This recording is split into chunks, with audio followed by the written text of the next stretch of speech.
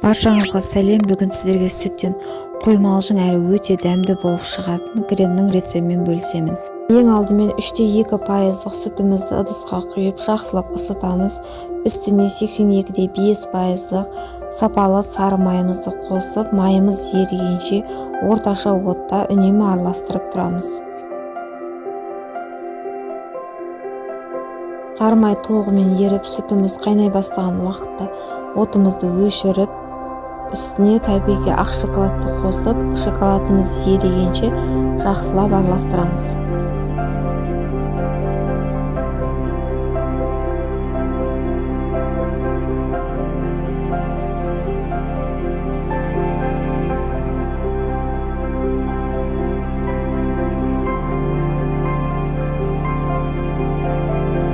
Көріп тұрғандарыңыздай шоколадымыз толықтай еріді. Енді сүтімізді бөлек ыдысқа құйып аламыз.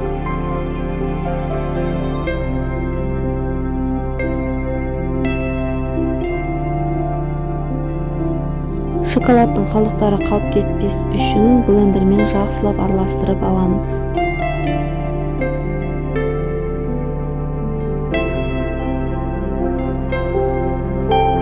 Бетін міндетті түрде пленкамен тегізіп жауып 24 сағатқа тоңазытқышқа қалдырамыз.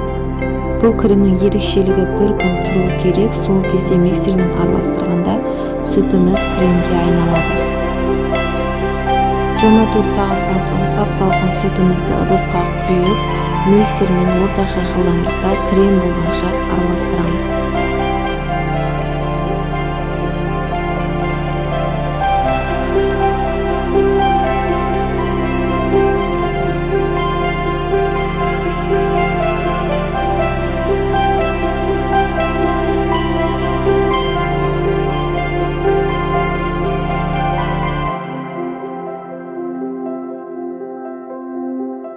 Мінекей, көріп тұрғандарыңыздай сүттен осындай өз формасын ұстайтын қоймалжың өте дәмді крем шығады. Бұл кремді басқа да торттардың арасына жағуға болады.